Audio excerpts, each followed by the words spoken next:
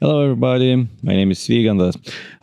In this video, I wanted to cover how can you be scammed terribly on Upwork by evil people who try to pretend that they are inviting you to a job and actually stealing all your environmental information and passwords. So usually it starts by getting an invitation to the job. So usually you do not apply to those jobs, you get invitations to those jobs for some reason. Usually this is Next.js and Web3. Well, in this case, it's like normal stuff here, looking for a developer, releasing 2.0, Next.js Web3. And then weird part gets here. Our team consists of 20 plus professionals, leads and seniors and mids, 4 teams, and well, maybe okay. Then submit the resume along portfolio. And looking into the client, Patricia, payment method verified, phone number verified. So that looks like all good. All of that stuff verified. But from my previous experience, when I had to wipe the computer, the job description, job title was very similar. So I applied the crazy rate that is like double of this. And yeah, so that's my application. And I said, like, thank you. I gladly help you to get the people needed. So not even be a developer, but I will just get them. Don't mind my rate, it's for consulting. I can outsource people with a small margin. We can do hourly for recruiting them. So in those cases, it doesn't really even matter what you're going to write there. It's like whatever. And they're like, hi, and let's go straight to business. Is it okay for me to discuss our plan with you? And I'm like, sure. And then, okay, first, let me explain the current project status. Okay, I thought it was explained in the job description, but okay. We are currently working on the development of a Web3 marketing and rewards platform called Freebling. Having launched version 1.0, we are now focused on transitioning to version 2.0. Okay, makes sense. Which will incorporate reward and airdrop options. Okay. We expect to make $950,000 in revenue from this platform annually. So that's a weird. Why would you even tell me that? Like, who would tell me that? Why not million, but 950? Okay, too specific. But okay, so far, the required skills for this development are React, Next.js, and Web3. Are you familiar with those programming languages? Okay. I guess normal question. Yes, I'm familiar. So the question is, why would you choose that specific style, blah, blah, blah. And then we have already used this stack in version 1.0. Okay, first, please check out the designs we plan to implement for future development. So they usually have really, really convincing stuff. Let's load this whole thing. And because of this, even if you think they might be like evil, if you report them, it will be just, response from Upwork that they don't really see anything bad with them. So I think such videos like this might be a good idea to get that stuff done. So here we see massive designs. So we can't really see much of history. We do not have much. Oh, we have version history. Okay. But in such massive designs, like, it's like nice design. A lot of stuff there. You can see, like, well, doesn't really matter. It's like really detailed design everywhere. And this looks weird, like page 1. It's like, I see it's like really components created, nicely created pages, all of that stuff. And who would call this just like that? It's kind of weird. It's like really decent looking stuff. But it seems like copied from somewhere. So maybe it makes sense, but why would you, if you want to show to freelancers, why would you copy those things? Like, so a bit weird. So it's like not bigger red flag, but kind of weird. We can even go to the history and you can see rock talent. So the user is rock talent. And there's 2 autosaves, and this was created May 29 at 4:12 a.m. and then updated June 3. And that's it. So that's from a half a year already. Half-year old stuff. But okay, cool. Looks nice. So far, so good. And then I reply, thank you. Well, the structure itself doesn't seem to be too complicated. Might take a while to implement all the payment methods, blah, blah, blah. And then I have a question. So in the job description you mentioned, now our team consists of 20 plus professionals, middle scene, lead level, divided by 4 teams. So my question naturally is, what part you're looking to be done by us or the contractors? I meant like whoever on Upwork, right? What would be relationship with the rest of the team? And they are like, good point. Which one? We are going to hire a new developer to join our team for upgrading current version. As you can see, this is large-scale project and not a typical project that can be accomplished in a short period of time. Well, yes, sounds like that. So first, I'm going to provide you the Freebling demo version 1.0. You would just Google for demo version, I suppose. So that looks like it. So, you know, that's that. Oh, by the way, one more thing. So those could be created by export to SVG. By the way, keep that in mind. So those designs, even though you could say, oh, but they have designs of the whole system and so on and so on. So you can just use the plugin here. And I think I had it. Maybe not on this computer, but you can just download that stuff with this SVG and you could paste it here and you would say, oh, that's my design.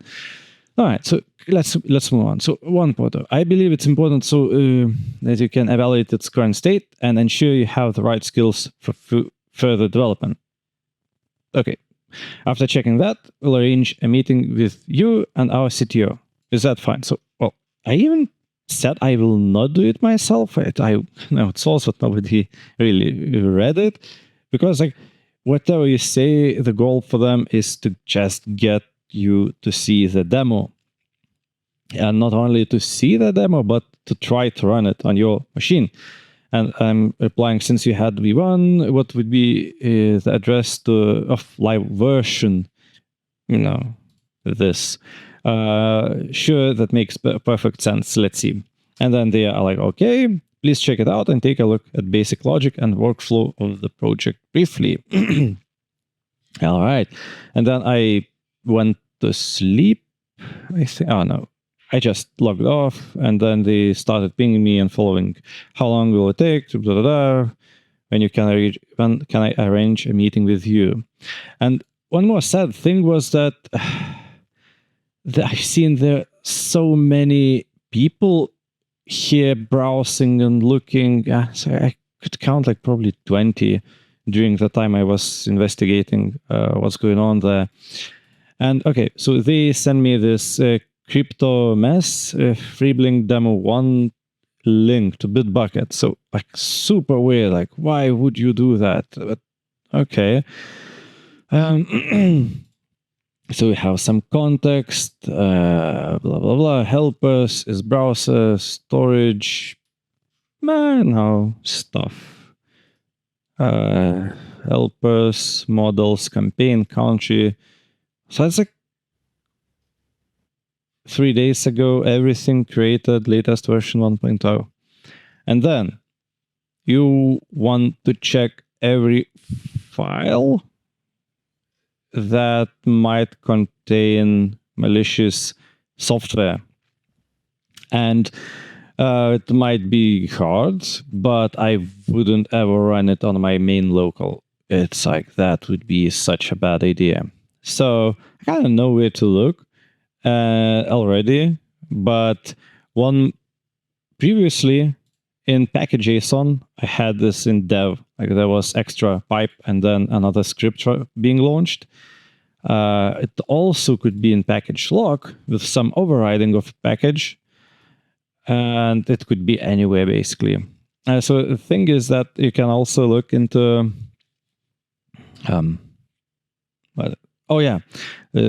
package.json, and if you see like crypto, that's not... that should raise a bit of a flag. It's crypto project, but if it's there, and especially if... So the project basically is airdrops, and users can log in, do some stuff, pay with crypto, like get some money, and something is something. So it's like web project. It's not really like a mining project. So it's like basically a super simple thing that is just a website with payments. That's it. It's not like a miner or something. All right. So one place, like, let's look into tailwind.config.js. So as I said, like it could be anywhere. And it's like, what? And I even added like learn more, GitHub, testing library, just done. So they're expecting that you would look into it. They probably included just. And like keep thinking into tailwind config.js. Right? Why would you have just here, like one red flag? And then why would you have obfuscated code in tailwind.config? You can't even see like tailwind config sample. Maybe we'll have it. It looks like this, more or less. Let's say something like that. Definitely not like this. And scroll down. So stuff. So there are strings in this, and those strings has to be split, so you couldn't really read anything. And it's like a mess, but you can see like /user like that. id.j probably will be GS. What else?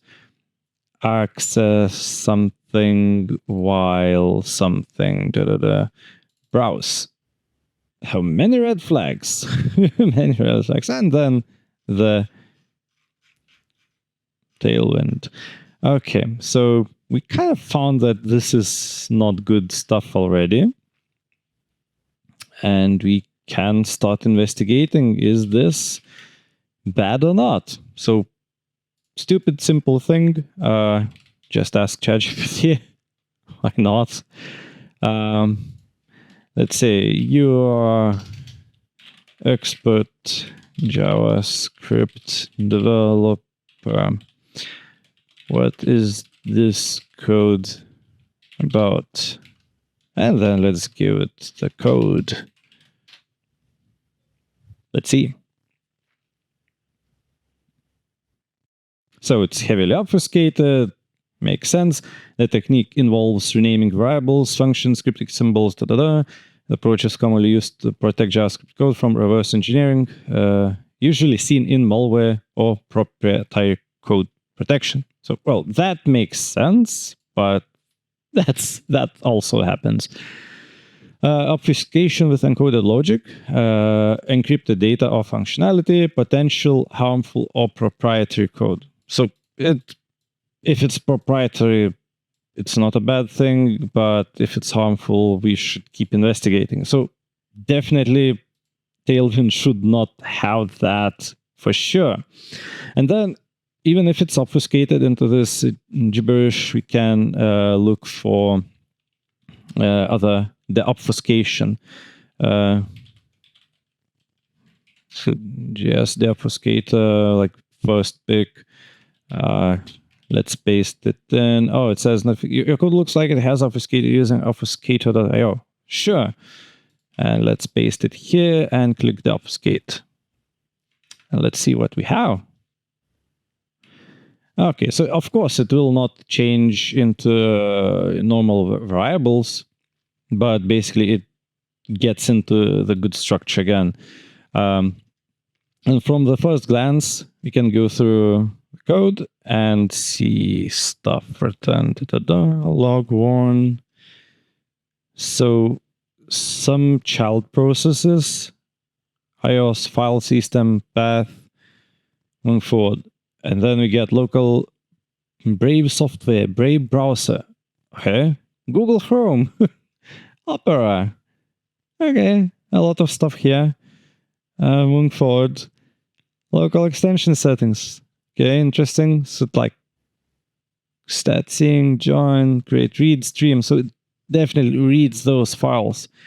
Some .config Solana ID JSON. What? Who are you? Do we have .config? Don't have it here. Let's look further. Mozilla extension. Some storage default. App data roaming, Exodus. Wallet. So the wallet is also there. And okay, so the main part. Uploads. Here. I think it would be awesome if somebody could take a legal action against who has this IP address. Somebody had to pay for this thing, right? And that somebody is the person who's stealing all of that stuff. So yeah, IP address. Here you go. I will copy it and we'll share it. Okay. So yeah, so basically it goes to login keychain. It will trigger password entry. For example, on Mac, it will say, "Oh, just confirm with your fingerprint keychain access," and then it will decrypt all your passwords, everything, basically what you have. And also it will launch a process in the background that will keep running and keep monitoring, and like you will not even be able to kill the process. Yeah, so I think you get the idea. So it's really, really obvious. So yeah, it's again the same IP address. Oh, one more thing, it downloads extra scripts and it starts running those to Python. Yeah, it downloads Python stuff. The Python stuff, it has decryption in there and all sorts of other things, like clients. This is even more evil script than I've seen last time. All right, so definitely, guys, you got the idea. And my whole point of this is to show you how that stuff happens and how you can make sure that you are safe. Never run any projects on your local unless they actually start paying. If it's like actual company, they have massive spendings. Otherwise, maybe just do virtual machine and stuff like that, so you would be really safe. Docker will not. I don't know. I wouldn't try with Docker for sure. It touches your local. I would go into virtual machine, maybe even would, create something separate completely. But yeah, that would be bad. VSL won't work because it will be able to access everything anyway. So not the best idea. So the red flags. So anything with Web3. I'm not saying it's a bad thing, but be cautious. Zero high rate, no spending. This doesn't matter. If you apply, they will definitely reply. Communication is a bit odd. Stuff you ask and stuff they answer is kind of weird, vibey. Then they don't care about what you know. They just sharing stuff with you. So that's a red flag. Like too early sharing stuff. Weird things like this, like why would you tell that? So it means like they're not really used to hiring people, or they don't really work on that project. And then some weird stuff like mentioning a huge team, and then you ask like why me, and they can't really answer. They say good point, something like that.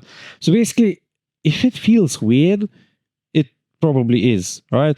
Because like usually you, the freelancer, is the guy or a girl who has to pull the information, keep following up, and so on, right?